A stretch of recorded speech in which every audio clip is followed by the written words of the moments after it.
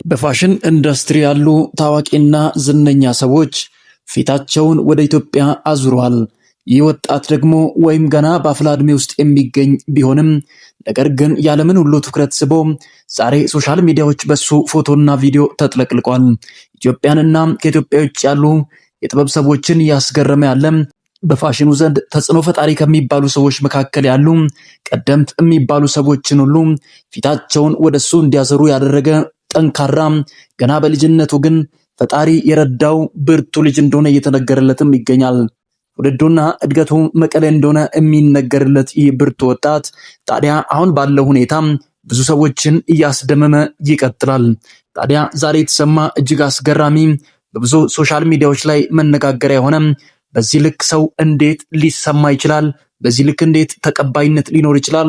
ከኢትዮጵያ አልፎ በመላው ዓለም ሁሉ ተጽዕኖ ፈጣሪ እንዴት ሊሆን ይችላል የሚሉ ጥያቄዎችን ያስነሳም አንድ ገና በአፍላ ዕድሜ ውስጥ የሚገኝ ቃሉ ፑቲክ በሚል በቲክቶክ መጠሪያ ስሙ የሚታወቅ ልጅ አለም።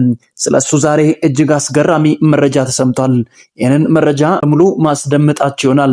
ለዚህ ቻናል አዲስ ከሆናችሁ ቻናላችንን ሰብስክራይብ በማድረግ የደወለ ምልክቷንም በመጫን ቤተሰብ እንድትሆኑና ሐሳብ አስተያየታችሁን ደግሞ በሐሳብ መስጫ ሳጥን ላይ እንድታሰፍሩ ስል በታላቅ አክብሮት እጠይቃችኋለሁ።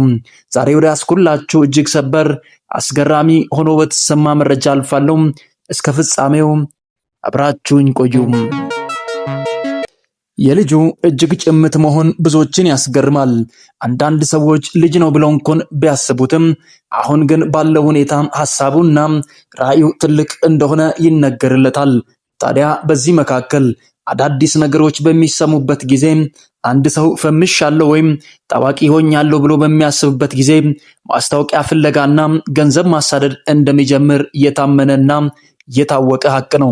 ታዲያ በዚህ መካከል የልጁ እንቅስቃሴ ብዙዎችን ቢያስገርምም ሶሻል ሚዲያ ላይ ከዓለም ሚዲያዎች ጀምሮ ታዋቂ ዘፋኞች እና የጥበብ ሰዎች ሁሉ ሶሻል ሚዲያዎች ላይ እየፈለጉት ባሉበት በዚህ ጊዜ ላይ ልጁ ወይ ፍንክች እያለ አይደለም።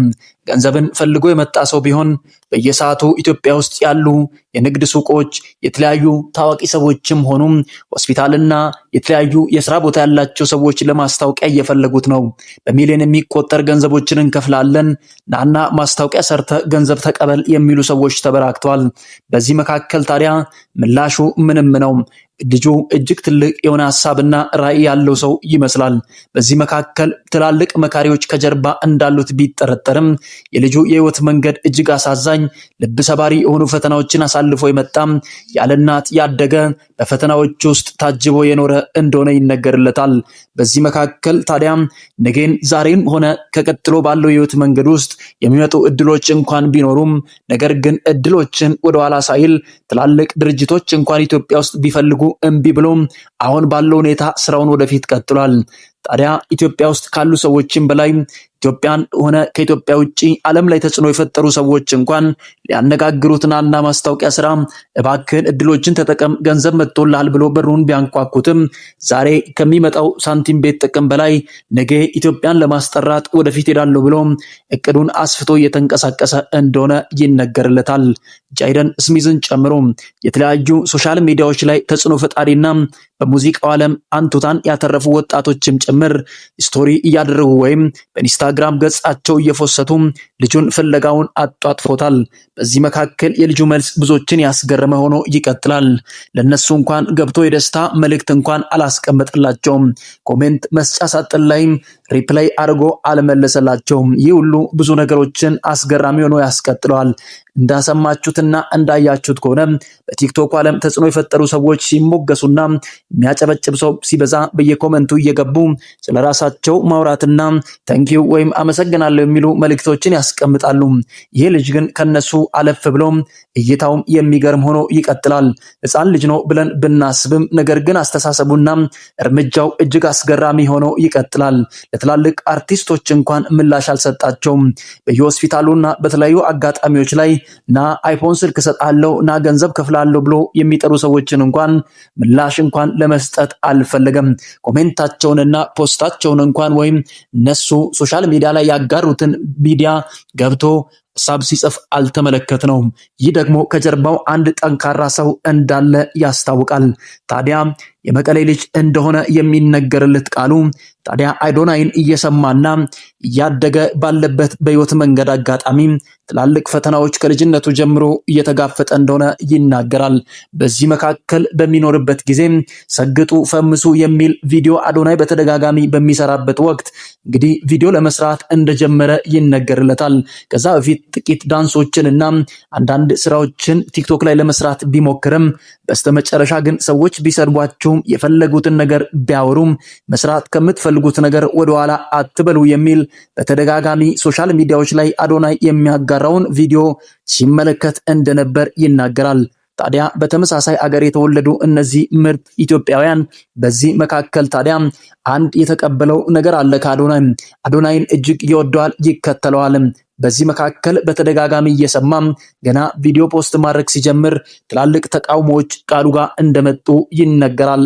ታዲያ ገና ስራውን በጀመረ ሰዓት አንዳንዱ ይሰድበዋል በኮሜንት፣ አንዳንዱ ደግሞ ምን አለበት አብደ ከሆነ ጨርቅን ጥለ ከተማ ማትወጣው እንደዚህ አይነት ኮንቴንት ይዘት መጣለ ብሎ ሲሳደቡ የነበሩ ብዙ ሰዎች አሉ።